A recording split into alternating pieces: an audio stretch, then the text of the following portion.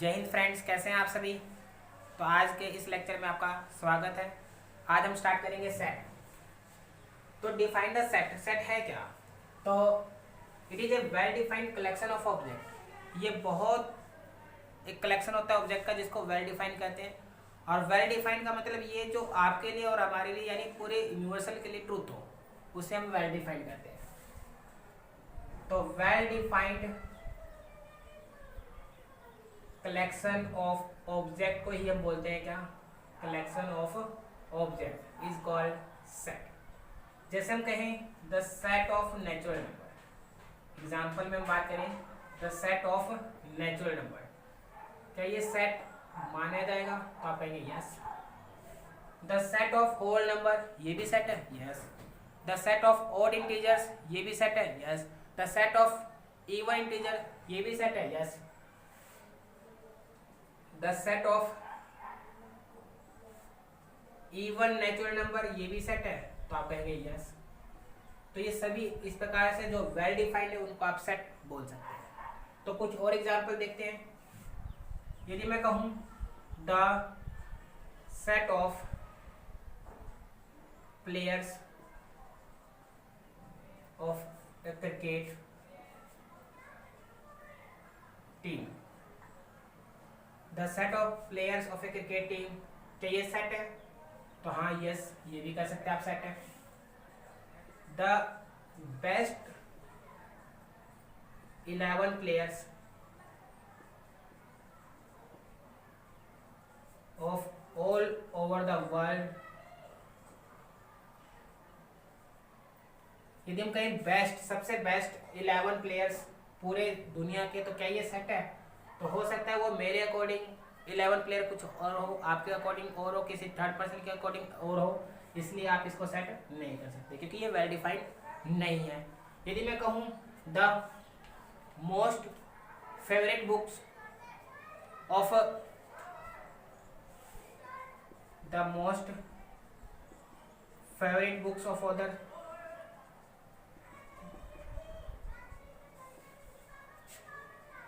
तो क्या ये सेट होगा? तो अलग अलग लेखकों के द्वारा लिखी गई जो बुक्स है वो अलग अलग हो सकती है।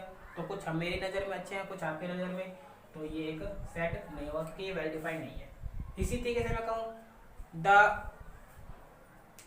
बेस्ट राइटर्स ऑफ इंडिया, तो ये भी एक प्रकार से सेट नहीं माना जाएगा क्योंकि ये कुछ भी हो सकता है आपकी नज़रिए में और हमारी नज़रिए में। इस तरीके से ये हम सेट को डिफाइन कर सकते हैं।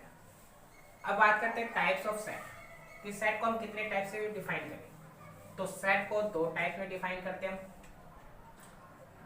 First is roster form and second is set builder form.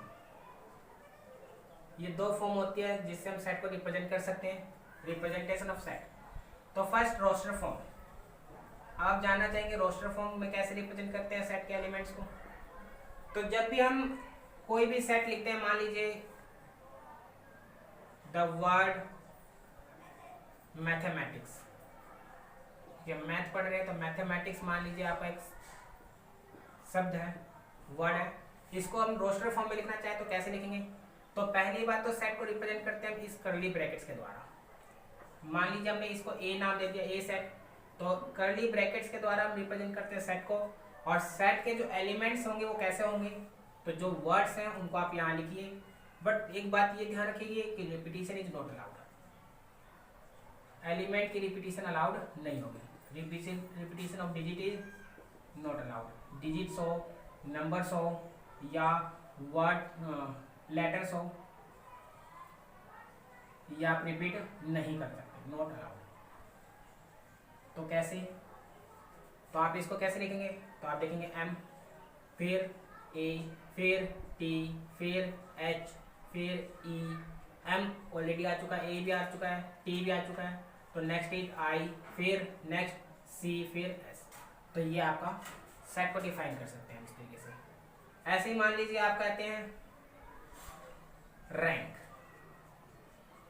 इस वर्ड को यदि हमें रोस्टर फॉर्म में लिखना है तो कैसे लिखेंगे? तो मान लीजिए बी सेट में लिखता हूँ, तो आर ए एन के, तो ये सारे एलिमेंट यहाँ लिखे जाएंगे रोस्टर फॉर्म में लिख रहे हैं तो एलिमेंट्स होंगे वो कॉमा के द्वारा सेपरेट करते जाएंगे। यदि मैं कहूँ x square minus 2x plus 1 equal to 0, यदि आप इसको रोस्टर फॉर्म में लिखिए तो कैसे लिखेंगे? तो आप देखेंगे इससे क्या क्या एलिमेंट निकल सकते हैं। तो हमने कहा ये किसका स्क्वायर है, तो x माइनस 1 का होल स्क्वायर है। तो यहाँ से x की वैल्यू क्या देगी 1 1। तो हम क्योंकि देख रहे हैं दो वैल्यू आ रही है मगर दोनों वैल्यू सेम है, इसलिए हम यहाँ पे एक वैल्यू रिप्रेजेंट करेंगे, दैट इज 1। तो ये हो जाएगा आपका रोस्टर फॉर्म। अब इसी में हम बात करें सेट बिल्डर फॉर्म क्या होगा। सेट बिल्डर फॉर्म में कैसे रिप्रेजेंट करते हैं? तो next is set builder form. इसमें क्या करते हैं, सेट को रिप्रेजेंट करने के लिए एक लॉजिकल मैनर में लिखते हैं और इस तरीके से लिखते हैं कि x सच दैट यहाँ x कोई एलिमेंट होगा जो किससे बिलोंग कर रहा है यहाँ पे, और वो सारी चीज़ें यहाँ डाटा रिप्रेजेंट की जाएगी। जैसे मैंने कोई सेट लिख दिया रोस्टर फॉर्म में 5 10 15 20 25 एंड सो ऑन, आपने लिख दिया मान लीजिए 95। तो आप इसको चाहते हैं रोस्टर फॉर्म में लिखना तो सेट बिल्डर फॉर्म में लिखना, ये रोस्टर फॉर्म है। तो सेट बिल्डर फॉर्म में कैसे लिखें? तो आप देख रहे हैं ये 5 10 15 20 25 अप टू 95, ये सारे क्या है मल्टीपल है 5 के। आप ये देख रहे हैं 5 into 1 5 into 2 5 into 3 5 into 4 5 into 5 5 into कितना हो जाएगा 19। तो ये सारे मल्टीपल है 5 की, और ये सारे एलिमेंट जो होंगे उसको हम फर्दर एक एलिमेंट में लिखते हैं x। तो x such that x equal है किसके, तो क्योंकि ये मल्टीपल है 5 का, यदि मैं इसको लिखूँ तो 5 को लिखता हूँ 5 गुना 1, 10 को लिखता हूँ 5 गुना 2, 15 को 5 गुना 3, और इसी तरीके से मैं चलता रहूँ तो 95 को 5 इंटू में 90। तो इस तरीके से मैंने देखा 5 इंटू n, ये मैंने एलिमेंट दे दिया 5 इंटू में n, और n की वैल्यू 1 से कितनी है 19 तक, तो n की वैल्यू 1 से लेकर 19 तक। तो क्योंकि एक शामिल है तो यस, क्या 19 भी शामिल है, यस, तो इक्वल का साइन आ जाएगा। अब एक बात और, इस n की बात वैल्यू देखो तो n क्या है, सारे नेचुरल नंबर है, तो n belongs to natural number, ये हो जाएगा आपका। तो यही क्या है आपका रोस्टर फॉर्म, जिससे हम इसको डिफाइन कर सकें। यदि एक और एग्जांपल लें, मान लीजिए आपका सेट B है, वो इस तरीके से है 1/2 2/3 3/4 4/5 5/6। तो आप इसको कैसे लिखेंगे? तो देखिए आप यदि ऊपर वाले एलिमेंट को आप देख रहे हैं 1 है तो ये 2 है, यानी एक प्लस है, 2 है तो 3 है, 3 है तो 4 है, 4 है तो 5 है, 5 तो 6 है। तो इसको कैसे लिखेंगे? तो यदि मैं एक एलिमेंट को x कह रहा हूँ, पहले एलिमेंट को, वैसे तो सारे एलिमेंट x है, तो 1/2 कैसे बना 1 + 1, 1/3 कैसे 2/3 कैसे बना, तो 2 पर 2 + 1। आप देखेंगे 3/4 कैसे बना होगा, तो 3 में 3 + 1। ऐसे आप देखेंगे 4/5 कैसे बना होगा, तो 4/4 + 1। तो आप देख रहे हैं यदि ऊपर वाला एलिमेंट n है तो नीचे वाला एलिमेंट एक प्लस में है, यानी हम कह सकते हैं x यहाँ पे सच दैट x बराबर है किसके, तो ऊपर यदि n लिख रहे हैं तो नीचे एक प्लस कर दे रहे हैं n में, तो n + 1। अब n की वैल्यू देखें 1 से लेकर कहाँ तक जा रही है, तो 5 तक, तो n lies between 1 to 5, n lies between 1 to 5। क्या 1 शामिल है? Yes, 1 is included, so equal का sign 5, yes it is also included. अब n की जो वैल्यू आपने पुट की है वो सारे क्या है natural number, it means n belongs to natural number. तो इस तरीके से रिप्रेजेंट करते हैं किसको, सेट बिल्डर फॉर्म। समझ गए होंगे आप इतना। इसके बाद नेक्स्ट आगे बढ़ते हैं।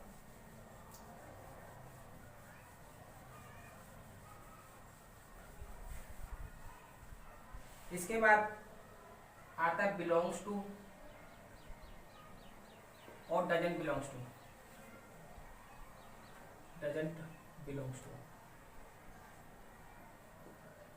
जैसे मान लीजिए हमने कोई फैमिली मान ली ए, यहाँ मैंने लिख दिया 1 2 3 4 5 6 7 8 9 10, ये एलिमेंट लिख दिया 1 to 10। अब मैंने आपसे पूछा क्या इसका तीन एलिमेंट इसमें बिलोंग करता है, तो बिलोंग का साइन होता है ये, और डजंट बिलोंग्स तो बिलोंग नहीं करता है ये साइन। क्या 3 इसमें बिलोंग करता है ए सेट के अंदर, आप दिख रहा है, आपको दिख रहा है, तो यस क्या 5 बिलोंग करता है ए सेट के अंदर, तो आप कहेंगे यस। क्या 11 बिलोंग करता है, तो आप कहेंगे नहीं, तो डजंट बिलोंग्स टू ए। क्या -9 बिलोंग करता है इसके अंदर, तो नॉट। क्या 8 बिलोंग करता है ए के अंदर, तो आप कहेंगे यस। क्या 11 बिलोंग करता है, 10 बिलोंग करता है ए के अंदर, तो आप कहेंगे यस। क्या -8 बिलोंग करता है ए के अंदर, तो नहीं, तो डजंट बिलोंग। ये था बिलोंग्स टू और नॉट बिलोंग टू। यदि कोई एलिमेंट इस फैमिली का मेंबर है तो आएगा साइन बिलोंग्स का, और यदि नहीं है तो डजंट बिलोंग का। तो नेक्स्ट टॉपिक जैसे सबसेट।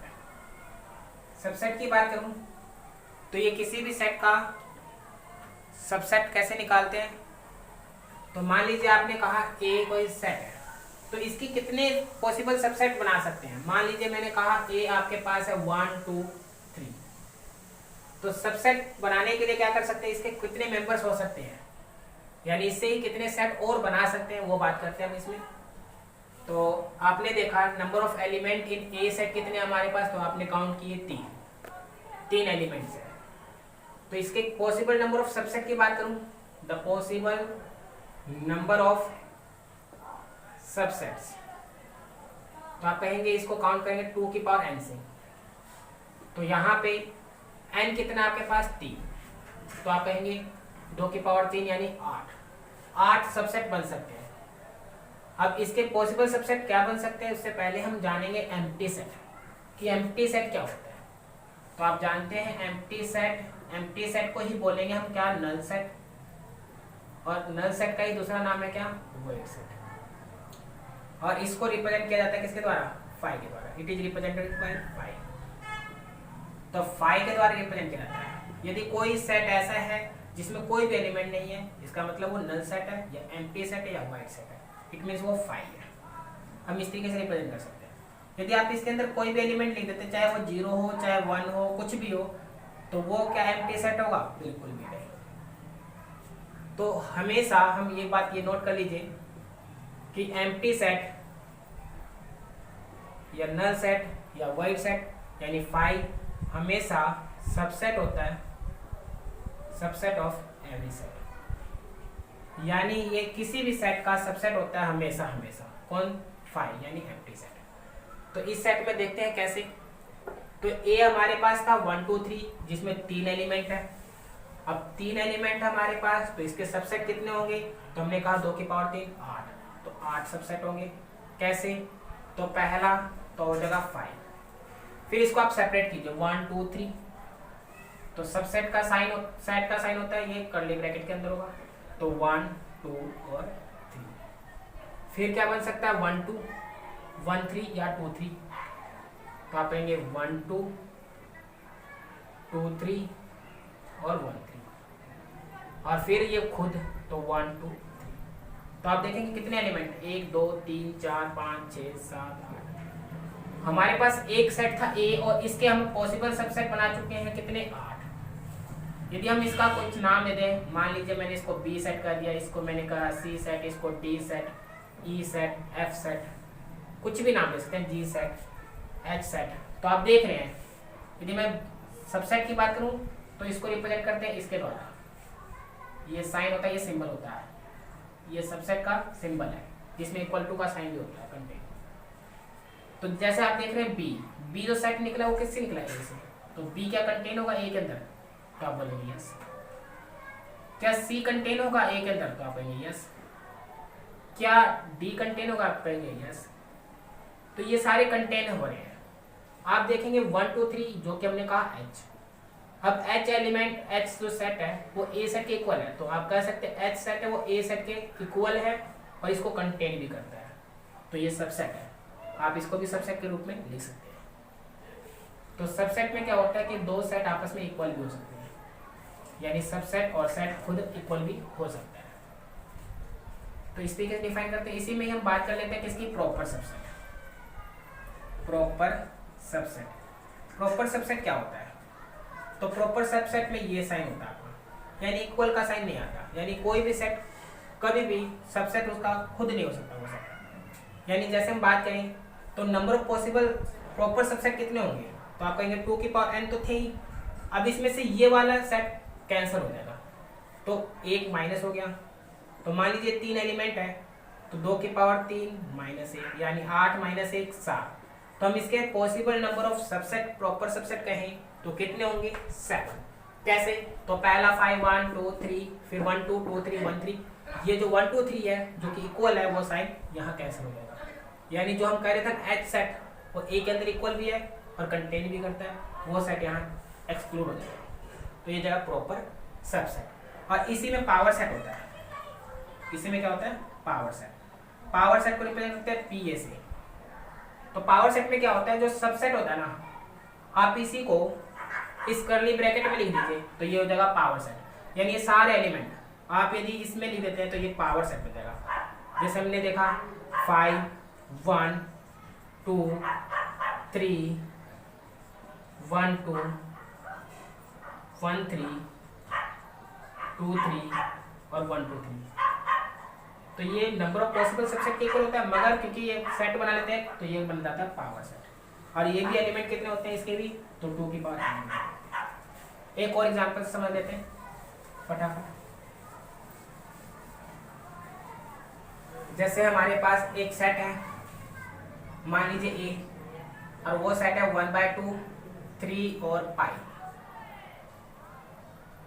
और इसमें एक और एलिमेंट मान लेते हैं, मान लीजिए 1/2 3 पाई और 4, मान लीजिए ये है। तो इसके number of subset possible subset कितने हो सकते हैं वो पता है हमें। तो नंबर ऑफ एलिमेंट देखिए ए सेट के अंदर कितने हैं 4। तो इसके पॉसिबल नंबर ऑफ सबसेट कितने हो जाएंगे, तो 2 की पावर 4 यानी आप बोलेंगे 16। अब 16 में कैसे, तो पहला तो होगा एम्प्टी, फिर 1/2 3 पाई और 4, 1/2 3 पाई 4। फिर आप कहेंगे 2 2 के पेयर बनाइए, तो 1/2 3, फिर 1/2 पाई, पहले 1/2 3 1/2 पाई और फिर 1/2 4। फिर आप देखिए 3 के पेयर बनाइए 3 के साथ, तो आप कहेंगे 3 पाई 3 4। फिर क्या बनेगा पाई 4। फिर 3 के पेयर बनाइए, तो आप कहेंगे 1/2 3 पाई 1/2 पाई 4 1/2 3 4, ये बन गए। फिर 4 का पेयर बनेगा तो वो क्या बनेगा, अरे 3 का पेयर और क्या बनेगा 3 पाई 4, ये बन जाएगा। और 4 के पेयर में बात करें तो क्या बनेगा 1/2 3 पाई 4। तो कितने एलिमेंट होंगे काउंट कर लें, 1 2 3 4 5 6 7 8 9 10 11 12 13 14 15 16 हो गया 16। तो ये हो जाएंगे पॉसिबल नंबर ऑफ सबसेट। और यदि आप पावर सेट लिखते हैं तो आप क्या कीजिए, इसको सेट में कंपेयर कर दीजिए। तो ये हमने सीखा सेट और उसकी बेसिक से इंट्रोडक्शन। तो आगे के लेक्चर में जानेंगे इसके आगे के बारे में, तो नेक्स्ट लेक्चर में जानेंगे इसके नेक्स्ट पॉइंट। तो आज के लिए इतना ही। जय हिंद जय भारत।